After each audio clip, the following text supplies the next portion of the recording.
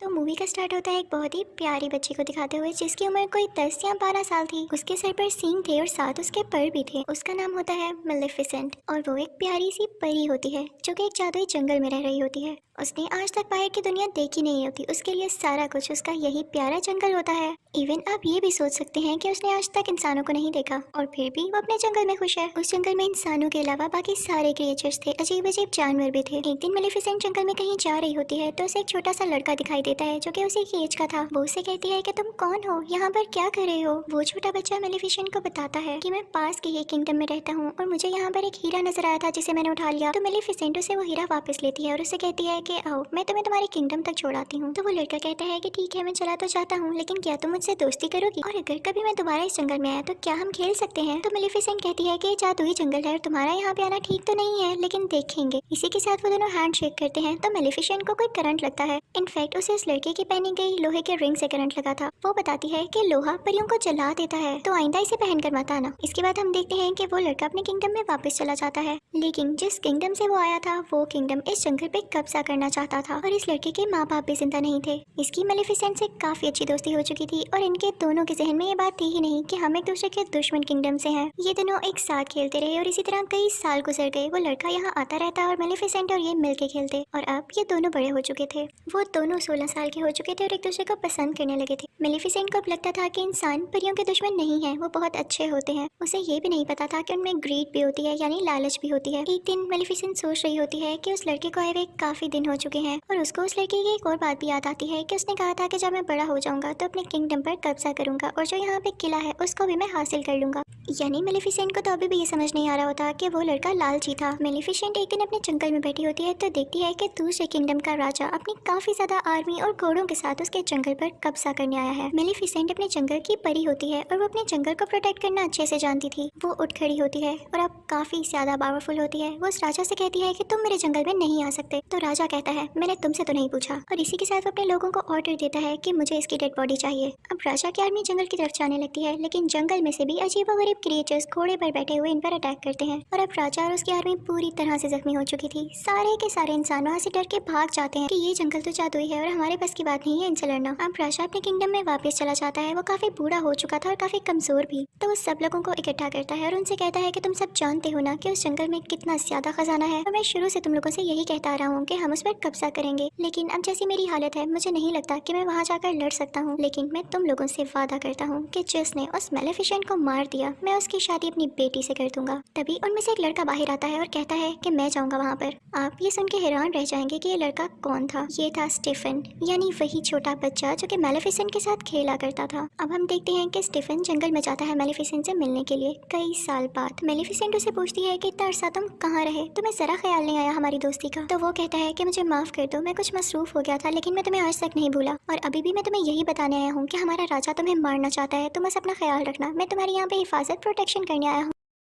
और इसके बाद वो दोनों बातें करने लगते हैं। मेलेफिसेंट उससे कहती है कि मैंने तुम्हें माफ किया, क्योंकि उसको नहीं पता होता कि इंसान किस कदर बुरे हो सकते हैं। वो उस पर यकीन जो कर लेती है। लेकिन स्टीफन बहुत लालची इंसान था। वो उसे कोई नशे की दवाई पिला देता है पानी में, जिससे वो बेहोश हो जाती है। उसके बाद स्टीफन चाकू उठाता है और उसे मारने लगता है, लेकिन नाकाम रहता है। और फिर अगली सुबह जब हम देखते हैं कि मेलेफिसेंट की आंख खुलती है तो उसके पर नहीं होते, वहाँ पर उसके जख्म हुए होते हैं, जिसे देख के मेलेफिसेंट को अपनी आंखों पर यकीन नहीं आता और वो चिल्लाने लगती है, रोने लगती है, क्योंकि उसके खूबसूरत पर अब उसके साथ नहीं रहे थे। वो अब परों वाली परी नहीं रही थी। दूसरी तरफ हम देखते हैं कि स्टीफन मेलेफिसेंट के पर लेके राजा के पास आता है और कहता है कि ये ले, मैंने आपसे किया हुआ वादा पूरा कर दिया। राजा उससे बहुत खुश होता है और उससे पर लेके उसे इस किंगडम का राजा बना देता है और यहाँ पे स्टीफन का भी ख्वाब पूरा हो चुका था, उस लालची इंसान का ख्वाब। दूसरी तरफ जंगल में हमें मेलेफिसेंट दिखाई जाती है जो कि काफी उदास थी, क्योंकि वो अब उड़ जो नहीं पाती थी। वो एक दिन जंगल में चलकर कहीं जा रही होती है कि देखती है कि एक शिकारी किसी कौवे को मारने वाला है। उसे ये सब चीजें बर्दाश्त नहीं होती थी, तो वो फौरन से उस कौवे को इंसान बना देती है और वो शिकारी बेचारा वहाँ से डर के भाग जाता है। वो कौवा जो कि अब इंसान बन चुका था उसके पास आता है और कहता है कि थैंक यू, लेकिन आपने ऐसा क्यों किया। तो मेलेफिसेंट कहती है कि मैं नहीं बता सकती, बस मेरे दिल में रहम आ गया। तो वो कौवा कहता है कि अब मैं आपकी सारी जिंदगी खिदमत करूंगा, आप जो मुझसे कहेंगे मैं आपकी हर बात मानूंगा। वो इंसान बनने पे काफी खुश होता है। तो मेलेफिसेंट भी इस बात से एग्री हो जाती है और उसका नाम डीएवल रखती है। हम डीएवल उस इन्फॉर्मेशन ला कर देता था। मेलेफिसेंट को पता चलता है कि स्टीफन ने सिर्फ और सिर्फ राजा बनने की लालच में उसके पर काटे, तो उसे इंसानों से नफरत डेथ होने लगती है, उसका ट्रस्ट इंसानों पर से खत्म हो जाता है। फिर हम देखते हैं कि उस तरफ किंगडम में स्टीफन की राजा की बेटी के साथ शादी हो चुकी थी और अब उसकी एक बेटी भी पैदा होती है। वहाँ पे काफी ज्यादा सेलिब्रेशन हो रही होती है और किसी को कुछ पता नहीं होता कि वहाँ पे कौन कौन आ रहा था, कितनी कितनी दूर से आ रहा था। और इसी चीज का फायदा उठाते हुए मेलेफिसेंट भी वहाँ पर जाती है और उसे विश करने लगती है। वो उस छोटी बेबी से कहने लगती है कि तुम बहुत प्यारी हो, लेकिन जैसे ही तुम 16 साल की होगी तुम्हारे हाथ में एक सुई चुभेगी, जिसके बाद तुम्हारी डेथ हो जाएगी, तुम्हारी मौत हो जाएगी।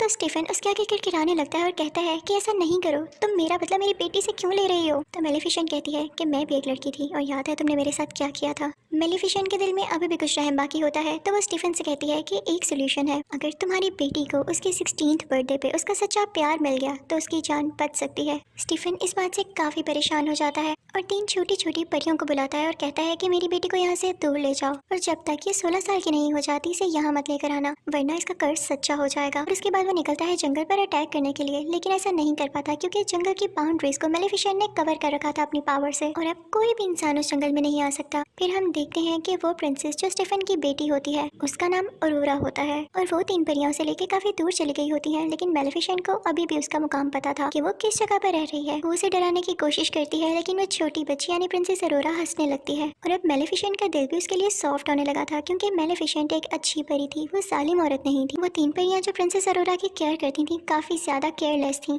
और अक्सर मेलेफिसेंट खुद प्रिंसेस अरोरा की जान बचाती थी, कभी पहाड़ से नीचे गिरने से, कभी दरख्त से गिरने से। वक्त के साथ साथ प्रिंसेस अरोरा बड़ी होने लगती है। अब प्रिंसेस अरोरा पूरे 15 साल की हो चुकी थी, यानी उसका कर्ज पूरा होने में सिर्फ 1 साल बचा था। अब वो 3 परियों से जिस जगह पर लेकर आई थी वो एक बाउंड्री के अंदर थी और उसके आसपास काफी ऊंची ऊंची लकड़ियां थी। प्रिंसेस अरोरा ने भी इसके बाहर की दुनिया नहीं देखी थी, जैसे मेलेफिसेंट ने नहीं देखी थी, तो उसको सस्पेंस होता था कि आखिर इसके बाहर है क्या। तो एक दिन वो वहाँ पर जाती है और वहाँ पर देखने लगती है कि तभी उसे फील होता है कि जैसे यहाँ पर कोई है। वो आवाज देने लगती है, कोई है तो सामने आओ, मुझे बहुत से क्वेश्चंस पूछने हैं। अब मेलेफिसेंट होती है वहाँ पर, उसे रहा नहीं जाता और वो प्रिंसेस अरोरा के सामने आ जाती है। प्रिंसेस अरोरा उसे देख के चिल्लाती है और कहती है, आप तो वही है जो बचपन से मेरा ख्याल रखती है, लेकिन कभी मेरे सामने क्यों नहीं आई। आप तो मेरी गॉड मदर है, मैं आपको पहचानती हूँ और जो आपके साथ कौवा है ना, मुझे वो भी बहुत अच्छा लगता है। मेलेफिसेंट को इस जवाब की बिल्कुल उम्मीद नहीं होती, तो वो भी अंदर अंदर से खुश हो जाती है क्योंकि मैंने आपको बताया ना वो बहुत अच्छी परी थी। वो अरोरा से प्यार करने लगती है और अब वो नहीं चाहती थी कि जो कर्ज मैंने इसे दिया वो इसे कभी भी लगे। उन दोनों में काफी दोस्ती हो गई थी और बिल्कुल वो एक माँ बेटी की तरह एक साथ रहती थी, खेलती थी, बातें करती थी। एक दिन जब प्रिंसेस अरोरा सो रही होती है तब मेलेफिसेंट अपनी सारी पावर्स यूज करके वो कर्ज वापस लेने की कोशिश करती है, लेकिन उसे पता चलता है कि इतने साल पहले दिया गया कर्ज अब वापस नहीं हो सकता, स्पेशली तब जब उसके कंप्लीट होने का टाइम बहुत करीब आ चुका हो।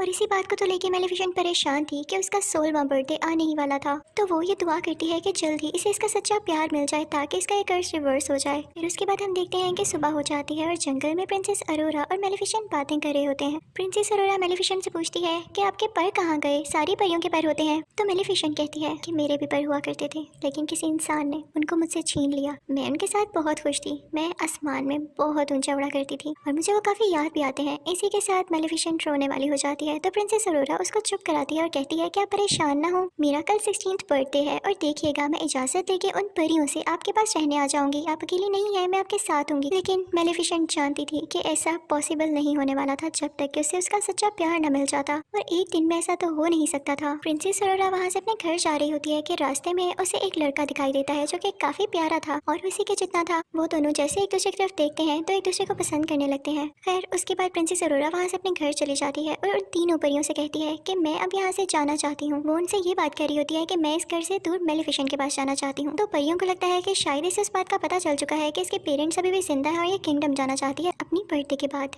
वो तीनों परियां उसको सारा कुछ सच बता देती हैं कि क्या क्या हुआ, और एक इविल फेरी है जो कि तुम्हारी जान लेना चाहती है। वो उसे बताती है कि वो कोई और नहीं बल्कि मेलेफिसेंट है, और ये सुनकर प्रिंसेस अरोरा को अपने कानों पर यकीन नहीं आता। वो काफी उदास होकर मेलेफिसेंट के पास जाती है और उनसे पूछती है कि क्या जो मैंने सुना वो सारा कुछ सच है। तो मेलेफिसेंट उसे प्यार से कहती है कि हाँ ये सच है, मैंने तुम्हें कर्ज दिया था लेकिन अब मेरा दिल बदल चुका है, मैंने सिर्फ तुम्हारे फादर की वजह से ऐसा किया, मैं भी अब नहीं चाहती कि तुम मर जाओ, मैं तुमसे बहुत प्यार करती हूँ। लेकिन प्रिंसेस अरोरा काफी हर्ट होती है और वहाँ से चली जाती है। वो सीधा उस किंगडम की तरफ भागती है और जाके अपने फादर यानी स्टीफन राजा के गले लग जाती है और कहती है कि डैड मैंने आप लोगों को बहुत मिस किया, मुझे लगता था कि शायद मैं अकेली हूँ। उसके डैड को बहुत गुस्सा आता है उन 3 परियों पर। वो कहते हैं कि जब मैंने कहा था कि अरोरा को उसकी 16th बर्थडे के बाद लेकर आना है तो तुम लोग सब कुछ जानते हुए भी इसे एक दिन पहले क्यों ले आए जब कर्ज होने ही वाला है पूरा। वो अपने लोगों को ऑर्डर देते हैं कि इसे वापस छोड़ाओ या इसे एक कमरे में बंद कर दो जहाँ इसके आसपास कुछ भी ना पड़ा हो और ना कोई इस कमरे में जाए। लेकिन वो राजा कर्स को रोक थोड़ी सकता था। तब जैसे ही प्रिंसेस अरोरा का 16th बर्थडे आता है तो कर्स के असर में प्रिंसेस अरोरा खुद ब खुद उस जगह पर चली जाती है जहाँ पर स्पिनिंग व्हील्स पड़े होते हैं और उन पर सुइयां लगी होती हैं। वो कर्स की वजह से उस सुई को अपने आप ही टच कर लेती है और फिर बेहोश हो जाती है, गहरी नींद में चली जाती है। राजा बहुत परेशान होता है क्योंकि अब उसकी बेटी गहरी नींद में जा चुकी थी और कभी भी उठने वाली नहीं थी। उधर मेलिफिसेंट को भी काफी दुख हो रहा होता है तो उस लड़के को बुलाती है जो कि प्रिंसेस अरोरा को उस दिन रास्ते में मिला। उसे लगता है कि हो सकता है कि ये दोनों एक दूसरे को पसंद करने लगे हों और अगर ये प्रिंसेस अरोरा को मिल जाए तो प्रिंसेस अरोरा जाग जाए। तो मेलिफिसेंट उस लड़के को लेके वहाँ पर जाती है जहाँ पर प्रिंसेस अरोरा सो रही होती है। उसी दौरान वहाँ पर वो मौजूद जो परी होती है जो प्रिंसेस अरोरा का ख्याल रखा करती थी, वो राजा से कहती है कि आप प्रिंसेस अरोरा के फादर हैं, आप उसके माथे पर चूमे, हो सकता है कि वो जाग जाए, हो सकता है आप ही उसका सच्चा प्यार हो। तो किंग स्टीफन कहता है कि नहीं, मैं कभी किसी का सच्चा प्यार नहीं हो सकता, मैंने मेलिफिसेंट को धोखा दिया और उसी लिए ये सब कुछ हो रहा है। अब जब मेलिफिसेंट उस लड़के को यहाँ पर आती है और वो प्रिंसेस अरोरा के पास जाता है तो प्रिंसेस अरोरा नहीं जागती। मेलिफिसेंट को पता चल जाता है कि ये इसका ट्रू लव नहीं है। मेलिफिसेंट देख के रोने लगती है और उससे कहती है कि मैं तुम्हें बहुत याद करूंगी, मुझे तुम्हारी स्माइल याद आएगी, मैं तुम्हें कभी नहीं भुला पाऊंगी। और ये कह के मेलिफिसेंट रोते हुए उसके माथे पर किस करती है और वहाँ से जाने लगती है। लेकिन तभी उसे पीछे से आवाज आती है, रुकिए गॉडमदर। और ये आवाज प्रिंसेस अरोरा की होती है। जी हाँ, प्रिंसेस अरोरा का ट्रू लव, उसका सच्चा प्यार मेलिफिसेंट ही थी क्योंकि वो उससे दिल से प्यार करती थी। प्रिंसेस अरोरा मेलिफिसेंट से कहती है कि मैं आपके साथ जंगल में रहना चाहती हूँ। तो मेलिफिसेंट उसे अपने साथ लेके जाने लगती है लेकिन तभी पीछे से स्टीफन के लोग उन पर जाल डाल देते हैं। वो लोहे का जाल होता है जो कि परियों को चला सकता था। मेलिफिसेंट यहाँ पे बहुत बेबस हो जाती है और अपने कव्वे को ड्रैगन बना देती है। वो कौवा यानी जो कि अब ड्रैगन था अपने मुंह से आग निकालने लगता है और वहाँ पर मौजूद सारे लोगों को जला देता है। मेलिफिसेंट अब आजाद भी हो जाती है लेकिन तभी यहाँ पर आता है किंग स्टीफन अपने कुछ लोगों के साथ और इसने लोहे की शील्ड पहनी होती है ताकि मेलिफिसेंट को हमेशा के लिए मार दे। दूसरी तरफ प्रिंसेस अरोरा को मेलिफिसेंट के वही पर नजर आ जाते हैं। वो पर मूव कर रहे होते हैं जैसे उन्हें भी पता चल गया हो कि उनकी मालिक यहाँ पर है। प्रिंसेस अरोरा उन परों को आजाद कर देती है और वह खुद ब खुद मेलिफिसेंट के साथ जाके लग जाते हैं। मेलिफिसेंट दोबारा से उड़ने लगती है और स्टीफन को अपने साथ उड़ा लेती है लेकिन उसे बिल्डिंग से नीचे नहीं गिराती। स्टीफन उस पर अटैक करने लगता है जिसकी वजह से वो दोनों ही बिल्डिंग से नीचे गिरने लगते हैं यानी कैसल से। स्टीफन ने मेलिफिसेंट के परों को पकड़ा होता है ताकि वो उड़ न सके लेकिन जैसे ही वो लोग जमीन पर गिरने वाले होते हैं मेलिफिसेंट अपने पर खोल लेती है और उड़ जाती है लेकिन इस वजह से स्टीफन जमीन पर गिरकर मर जाता है। यानी अब ये लालची आदमी इस दुनिया में नहीं रहा था, सब कुछ ठीक हो चुका था। अगली सुबह हम देखते हैं कि मेलिफिसेंट उन सब बाउंड्रीज को हटा देती है जो उसने जंगल के गिर्द बनाई हुई थी। वहाँ पर दोबारा से फूल खिलने लगते हैं, ग्रीनरी वापस आ जाती है। उसके बाद वो प्रिंसेस अरोरा से कहती है कि आज के बाद तुम इस जंगल की रानी हो और वहाँ का किंगडम और ये जंगल आपस में मिल जाते हैं और सब बहुत हंसी खुशी जिंदगी गुजारने लगते हैं। यहाँ पर मेलिफिसेंट पार्ट 1 एंड हो जाता है और आपको एक्सप्लेन करूंगी मेलिफिसेंट पार्ट 2। मूवी शुरू होती है तो हम देखते हैं कि कुछ लोग उसी जादुई जंगल में जहाँ मेलिफिसेंट रहती थी वहाँ पर आकर कुछ जादुई क्रीचर्स को चुरा रहे होते हैं और इसी दौरान मेलिफिसेंट भी आ जाती है। मेलिफिसेंट उन तीनों में से 2 आदमियों को तो पकड़ लेती है लेकिन तीसरा वहाँ से वो क्रीचर चुराकर दूर जंगलों में भाग जाता है जहाँ पर ग्लोइंग फ्लावर्स निकले हुए थे। वो आदमी वहाँ से एक किंगडम की तरफ भाग जाता है। वो एक दरवाजा खोलता है तो उसमें से एक होल में से हमें किसी आदमी का हाथ दिखाई देता है। वो आदमी जिसने वो क्रिएचर चुराया उस आदमी को वो क्रिएचर दे देता है। उसके कपड़ों पर वही ग्लोइंग फ्लावर भी लगा होता है जिसे वो आदमी ले लेता है और इन दोनों चीजों के बदले में उसे पैसे देता है। फिर हमें ये भी दिखाया जाता है कि उस किंगडम के लोग अभी तक मेलिफिसेंट को दिल से अच्छा नहीं मानते थे। वो समझते थे कि इसने हमारी प्रिंसेस को चुराया और ये हमेशा से प्रिंसेस अरोरा को मारना चाहती थी। अब सीन चेंज होता है और हम प्रिंसेस अरोरा को जंगल में काफी खुश देखते हैं। वो वहाँ की रानी जो बन चुकी थी और डिफरेंट क्रिएचर्स के साथ डांस कर रही थी। सब लोग उसके पास अपने अपने मसले लेकर आते थे। उसे बताया जाता है कि यहाँ से एक क्रिएचर गायब हो गई है, वही क्रिएचर जो कि वो आदमी चुरा कर भागा था। तो ये सुन के प्रिंसेस अरोरा काफी परेशान हो जाती है। तो वहाँ पे वही छोटी हाइट वाली 3 परियां आती हैं और उसे खुश करने लगती हैं। उसका क्राउन लेके भागने लगती हैं ताकि वो भी उसके पीछे पीछे आए। और प्रिंसेस अरोरा जैसे ही नीचे जाती है तो उसे कौन दिखाई देता है भला? वही लड़का जो कि मूवी यानी मेलिफिसेंट पार्ट 1 के एंड पे उसके पास आया था लेकिन तब तक उसका ट्रू लव नहीं था। वो भी एक प्रिंस था और उसका नाम था प्रिंस फिलिप। वो काफी अरसे से प्रिंसेस अरोरा को पसंद करता था और यहाँ पर फाइनली वो उसे प्रपोज कर देता है जिसे सुनकर प्रिंसेस अरोरा भी काफी खुश होती है क्योंकि वो भी उसे कहीं ना कहीं पसंद करती थी।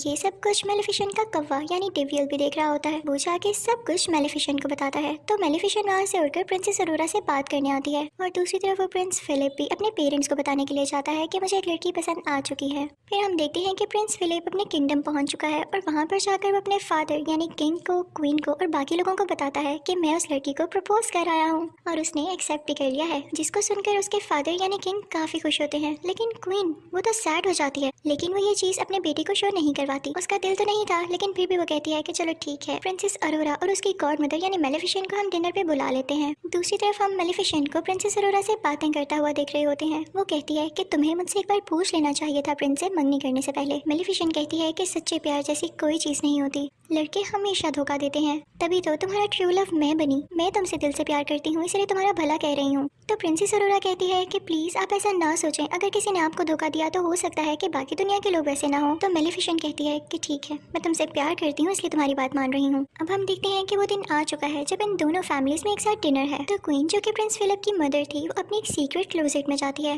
वो जब वहाँ पर जा रही होती है तो हमें ये दिखाया जाता है कि वो एक आयरन फैक्ट्री है।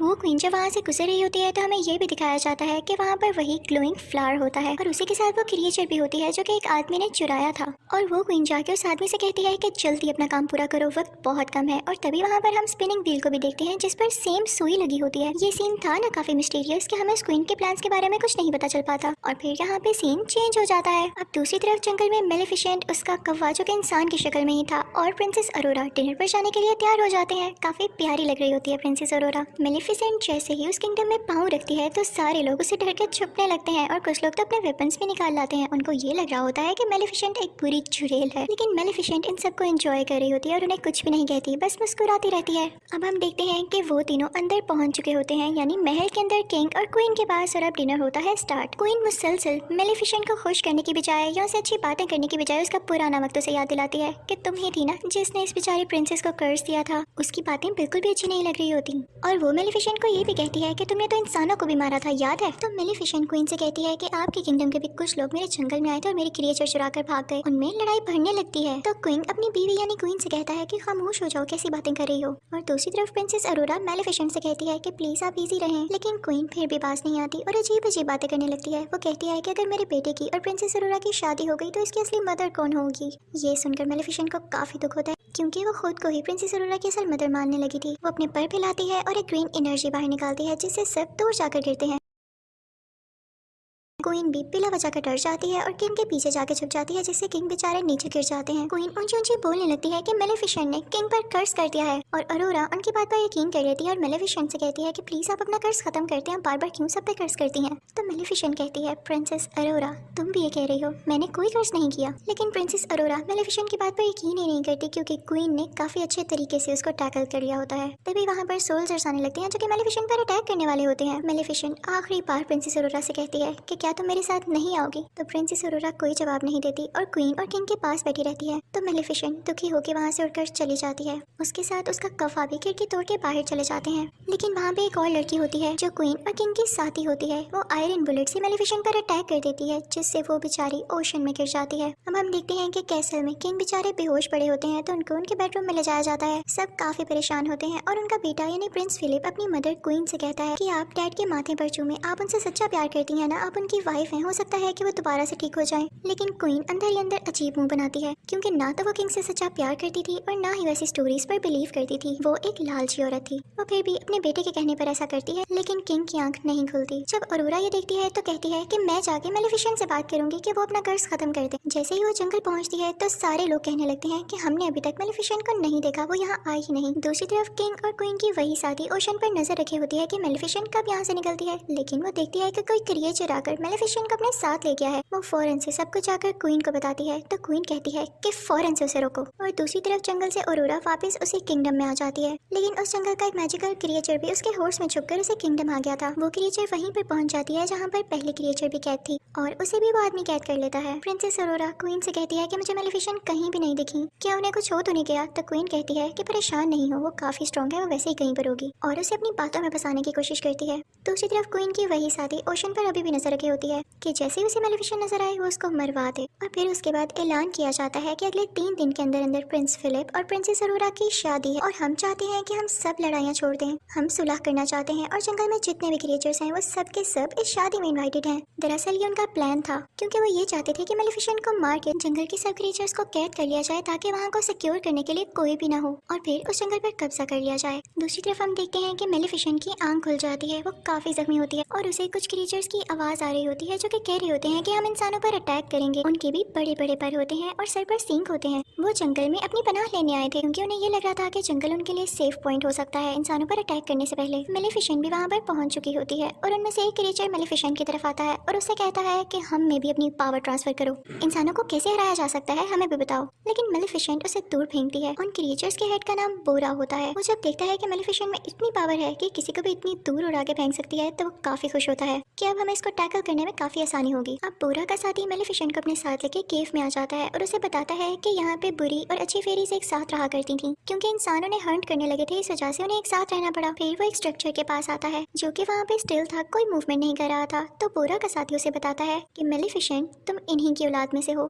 तुम आखिरी पावरफुल और अच्छी परी बची हो। वो आदमी मेलेफिसेंट को बताता है कि तुम बहुत पावरफुल हो और जल्द ही तुम एक ऐसी स्टेज पे पहुंचोगी जिससे तुम दुनिया की सबसे ज्यादा ताकतवर परी बन जाओगी। लेकिन वो आखिरी स्टेज तुम अभी पार नहीं कर पाई और वो है प्रिंसेस अरोरा को माफ करना क्योंकि सारी जिंदगी तुमने उससे मोहब्बत की है, उसे प्यार किया है और इसके लिए बहुत करेज चाहिए कि आप किसी को दिल से माफ कर दें। और जो किसी को दिल से माफ कर देता है वही इस दुनिया का सबसे ताकतवर इंसान होता है। तो मेलेफिसेंट कहती है कि नहीं, मैं उसे माफ नहीं कर सकती, मैंने उसे हमेशा प्यार किया लेकिन उसने मुझे धोखा दिया। तभी वहाँ पर बोरा भी आ जाता है और बताता है कि प्रिंस फिलिप और प्रिंसेस अरोरा की शादी हो रही है और ये हमारे पास अच्छा मौका है उन पर अटैक करने के लिए। लेकिन मेलेफिसेंट यहाँ चुप रहती है। दूसरी तरफ हम ये भी देखते हैं कि प्रिंसेस अरोरा को क्वीन अपनी ढकी छुपी बातों से काफी टॉर्चर करने लगती है और प्रिंसेस अरोरा को ये फील भी होने लगता है। तो वो प्रिंस फिलिप के पास जाती है और उसे कहती है कि मैं सिर्फ आपके लिए बर्दाश्त कर रही हूँ वरना मुझे क्वीन अच्छी नहीं लगने लगी। दूसरी तरफ हम ये देखते हैं कि क्वीन का वही आदमी जो कि उस फैक्ट्री में काम कर रहा होता है उस ग्लोइंग फ्लावर के ऊपर, वो उससे कुछ डस्ट तैयार कर लेता है जिसे बताता है कि इससे परियां मर सकती हैं और ये मैंने मेलेफिसेंट को मारने के लिए तैयार किया है। उसे देख के क्वीन काफी खुश होती है। उसके पास एक छोटी सी फेरी भी होती है और जैसे ही वो पाउडर उस पर डालता है तो वो फेरी मर जाती है। क्वीन बहुत खुश हो जाती है लेकिन वो आदमी उसे कहता है कि ये पाउडर तभी और ज्यादा बन सकता है जब आप मुझे वो ग्लोइंग फ्लावर्स और ज्यादा लाके दें। तो क्वीन अपने लोगों को ऑर्डर्स देती है कि जल्दी जाओ और वो फ्लावर्स फौरन से इकट्ठे करके लाओ। और जैसे ही उसके आदमी उधर पहुंचते हैं वो फ्लावर्स लेने के लिए तो मेलेफिसेंट को खबर हो जाती है और वो भी वहाँ पे पहुंच जाती है। लेकिन तब तक बहुत देर हो चुकी थी, उसके सोल्जर्स सारे फ्लावर्स उतार चुके थे और मेलेफिसेंट यहाँ पे कुछ भी नहीं कर पाती। बस वो बहुत उदास थी क्योंकि उसके साथ हमेशा बुरा ही हुआ था। वो सोल्जर्स मेलेफिसेंट पर आयरन बुलेट से अटैक करने लगते हैं लेकिन तभी उसके सामने बोरा का साथी आकर उसे बचा लेता है। मेलेफिसेंट भी एक शील्ड बना लेती है जिससे वो लोग प्रोटेक्टेड हो जाते हैं और बोरा बाकी सोल्जर्स पर अटैक करने लगता है। लेकिन जैसे ही मेलेफिसेंट बोरा के साथी को केव तक लाती है तो तब तक वो बेचारा मर चुका होता है। अगली सुबह हम देखते हैं कि प्रिंस फिलिप और प्रिंसेस अरोरा की शादी के इवेंट शुरू हो चुके होते हैं और जंगल की सारी क्रिएचर्स उस किंगडम की तरफ जा रही होती हैं। लेकिन जैसे ही मेलेफिसेंट का कौवा जो कि इंसानी शक्ल में ही होता है वो अंदर जाने लगता है तो उसे रोक लिया जाता है। फिर हम देखते हैं कि प्रिंसेस अरोरा काफी प्यारी लग रही होती है और प्रिंस फिलिप उसे एक फ्लावर देता है जो कि कोई और फ्लावर नहीं, उसी के जंगल का ग्लोइंग फ्लावर था। उसे देख के काफी हैरानी होती है कि क्वीन ने क्यों भिजवाया है मेरे लिए। वो क्वीन को ढूंढने के लिए जाती है और तभी उसे वो सीक्रेट डोर भी मिल जाता है। उसके हाथ में अभी भी वो फ्लावर था और वो जाते जाते उसे स्पिनिंग व्हील के पास पहुंच जाती है। उसे वो सारे विजन्स आने लगते हैं कि कर्ज क्या था और मुझे यहाँ पर कैसे ले जाया जा रहा है। वो वहाँ पर देखती है कि दो फेरीज भी कहते हैं वही क्रिएचर जिसे साथ मैंने कैद किया था। वो उनको छुड़ाने ही लगती है लेकिन वो आदमी उसे रोक लेता है। तभी वहाँ पर क्वीन आ जाती है और वो प्रिंसेस अरोरा से कहती है कि मेरा किंगडम पहले उस जंगल के करीब हुआ करता था लेकिन इन सब क्रिएचर्स और मेलेफिसेंट के एंसेस्टर्स ने यानी उसके बड़ों ने मिलकर मेरे किंगडम को नुकसान पहुंचा दिया और मेरे फादर मारे गए। लेकिन जब मेरा भाई भी वहाँ सुलह करने के लिए गया तो उस जंगल के क्रिएचर्स ने मेरे भाई को भी मार दिया और जब मैं अकेली बच गई तो मुझे किंग से शादी करना पड़ी जो कि अब मेरा हस्बैंड है लेकिन मैं उससे प्यार नहीं करती। तो क्वीन कहती है कि मैं तुम सबसे बदला लेकर रहूंगी। क्वीन सोल्जर्स को ऑर्डर देती है कि प्रिंसेस अरोरा को एक रूम में कैद कर दिया जाए और ऐसा ही होता है और फिर उन क्रिएचर्स को भी एक रूम में बंद कर दिया जाता है और फिर उन पर वही पाउडर छिड़का जाता है जो कि साथ मैंने तैयार किया था जिसकी वजह से सारे क्रिएचर्स बेचारे वीक होने लगते हैं। जिस रूम में अरोरा होती है वहाँ पर उसका वेडिंग ड्रेस होता है और वो उसे फाड़ कर काफी लंबी सी रस्सी में बदल देती है और कैसल से नीचे जाने की कोशिश करती है लेकिन तभी वहाँ पर सोल्जर्स आते हैं और प्रिंसेस अरोरा खुद को रूम में ही बंद कर लेती है। मेलेफिसेंट का कौवा भी जो कि इंसानी रूप में ही होता है कैसल के अंदर आ जाता है और दूसरी तरफ प्रिंस फिलिप अपने बीमार फादर के पास बैठा होता है और उसे ये सब कुछ नहीं पता होता। अब क्वीन अपनी कैसल की छत पर होती है और वो इस जंगल की तरफ काफी बॉम्ब्स फेंक रही होती है। दूसरी तरफ बोरा भी अपने लोगों के साथ इस किंगडम पर अटैक करने के लिए आ रहा होता है। दूसरी तरफ अरोरा मौका पाके उसी ड्रेस से लटकते हुए नीचे आ जाती है किंग के रूम में, जहाँ पे प्रिंस फिलिप भी होता है। वो उसे सब कुछ बताती है कि क्वीन ने मेरे साथ क्या किया और मेलेफिसेंट ने आपके फादर को कर्ज नहीं दिया बल्कि आपकी मदर नहीं दिया है, जिसे सुनकर प्रिंस फिलिप काफी हैरान होता है। और दूसरी तरफ हम देखते हैं कि बोरा और उसके साथी किंगडम पर अटैक करने आ रहे होते हैं, लेकिन उन पर मुसलसल आगे से अटैक कर रहे होते हैं किंगडम वाले और उनमें से कुछ लोगों को पकड़ भी लेते हैं। प्रिंसेस अरोरा को मेलेफिसेंट का वही कव्वा दिखाई देता है जो कि इंसान ही बना हुआ था। वो उससे कहती है कि हमें लोगों की जान बचाने के लिए यहाँ की चर्च का दरवाजा खोलना होगा और वो दोनों मिलकर दरवाजा खोलने लगते हैं। वहाँ पर जाकर वो सारे क्रिएचर्स को बचा लेते हैं और वहाँ पर मौजूद छोटी छोटी फेरीज उन सुराखों में फूल भर देती हैं जहाँ से पाउडर निकल रहा था और अब वो डस्ट पाउडर वहाँ से बाहर नहीं निकलता और ना ही किसी क्रिएचर को नुकसान पहुँचाता है। और जब क्वीन की वो साथी लड़की जो कि पाउडर गिरा रही होती है उनको ठीक करने जाती है तो वहीं से खुद ही नीचे गिर जाती है। प्रिंस फिलिप अपनी मदर यानी क्वीन को समझाने जाता है, लेकिन क्वीन सोल्जर से कहती है कि इसको पकड़ लो, लेकिन प्रिंस फिलिप उसी से पहले कैसल से नीचे जंप लगा देता है।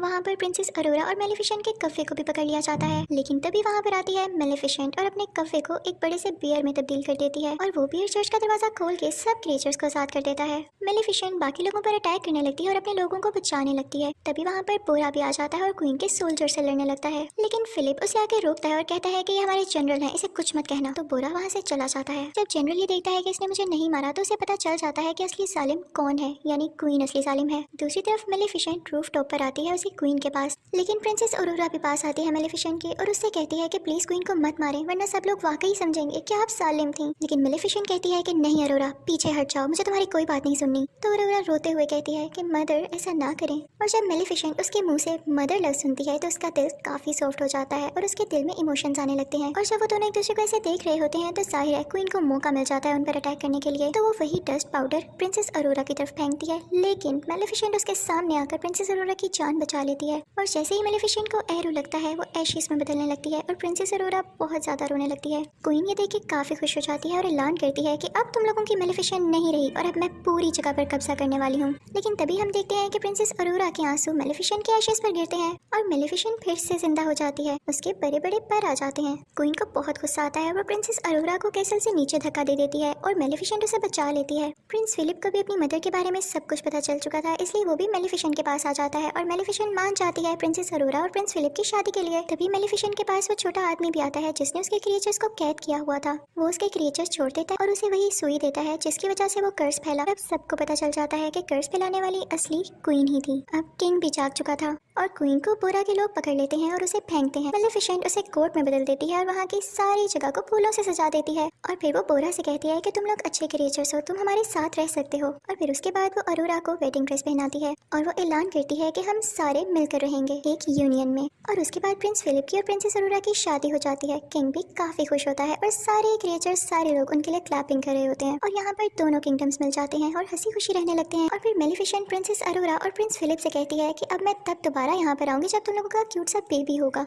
और फिर मेलेफिसेंट यहाँ से चली जाती है और सब कुछ पीसफुल हो जाता है। यहीं पर यह मूवी यानी मेलेफिसेंट पार्ट 2 भी खत्म हो जाता है। Thank you for